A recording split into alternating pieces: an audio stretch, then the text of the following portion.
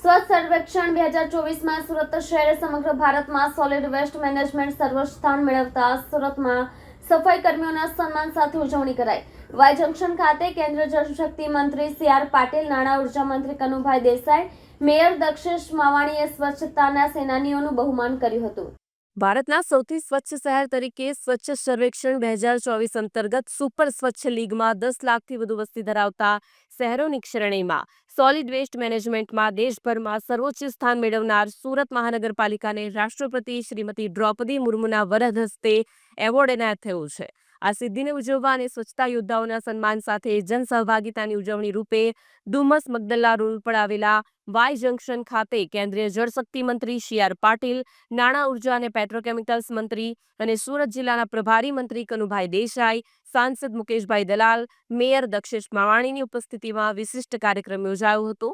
આ પ્રસંગે મહાનુભાવોએ સ્વચ્છતા યોદ્ધાઓને ફૂલોથી વધાવી સન્માનિત કર્યા તેમજ શ્રમયોગી સફાઈ કર્મચારીઓને પણ મોઢું મીઠું કરાવીને આ સિદ્ધિની ઉજવણી કરવામાં આવી। સફાઈ કર્મચારીઓને અભિનંદન આપતા કેન્દ્રીય જળશક્તિ મંત્રી સી.આર. પાટીલે જણાવ્યું હતું કે શહેરના નાગરિકોએ સ્વચ્છતાની તમામ માર્ગદર્શિકાઓનું પાલન કરીને સફળતા મેળવી છે। ગાંધીજીએ સ્વતંત્રતા આંદોલનની સાથોસાથ દેશવાસીઓમાં સ્વચ્છતા જાગૃતિને આગ્રહી રહ્યા હતા। ગાંધીજીના સ્વચ્છ ભારતના સપનાને પૂર્ણ કરવા વડાપ્રધાનશ્રીએ કમર કસી છે।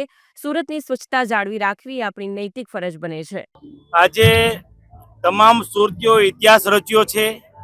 આદરણીય પ્રધાનમંત્રી શ્રી નરેન્દ્રભાઈ મોદી સાહેબના માર્ગદર્શનમાં કેન્દ્રના જળશક્તિ મંત્રી સી.આર. પાટીલ સાહેબ અને ગુજરાતના મુખ્યમંત્રી ભૂપેન્દ્રભાઈ પટેલ સાહેબના નેતૃત્વમાં સુરતે આજે તમામ સફાઈ કર્મીઓના સાથ સહકારથી, તમામ સુરતીઓના સાથ સહકારથી, તમામ એનજીઓ જે સ્વચ્છતા પ્રત્યે પ્રયત્નશીલ રહે છે તેમના સાથ સહકારથી આજે સુરતે બીજી વાર 2024ના સ્વચ્છતા સર્વેક્ષણમાં સુપર લીગમાં ટોચનું સ્થાન પ્રાપ્ત કર્યું છે।